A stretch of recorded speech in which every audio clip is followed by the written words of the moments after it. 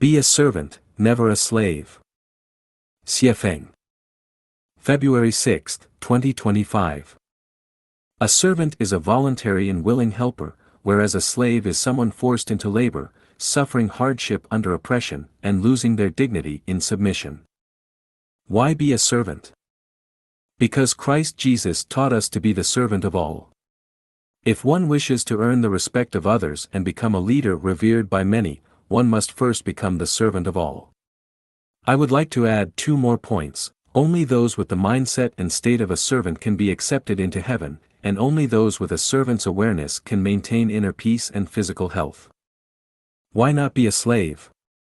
Because a slave is a product of oppression by a dominant force, not the result of a voluntary choice. A servant retains dignity, whereas a slave has none, therefore, one must never become a slave. Being a servant is a privilege reserved for noble and strong individuals. Only the strong can truly serve others. The pitiful and weak do not have the qualification to be servants. Look at the grass, wildflowers, trees, insects, birds, and animals across the vast mountains and land. Who takes care of them?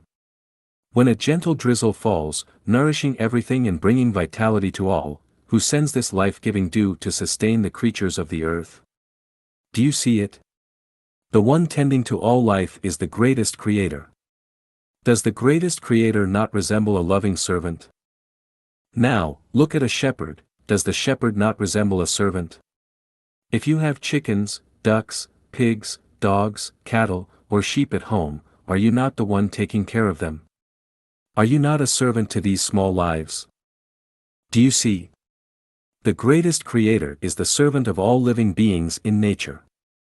A shepherd is the servant of the sheep. Those who feed pigs, chickens, and sheep are their servants.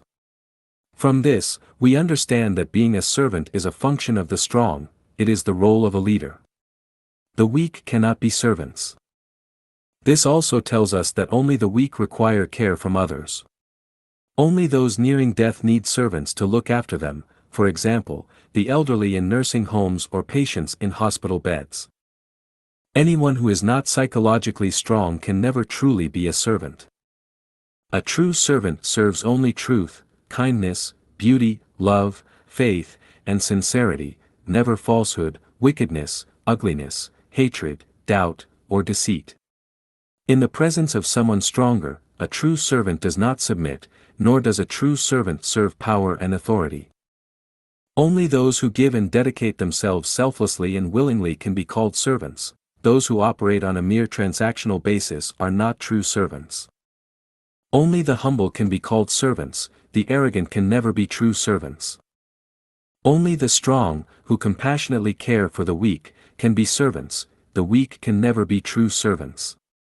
Only those who treat others as equals can be servants, those who flatter, grovel, bow and scrape, or curry favor can never be servants, such people can only be slaves. I am willing to be your servant, but if you fail to show me respect, pick apart every detail, boss others around, and remain ungrateful, well, to hell with it. I quit.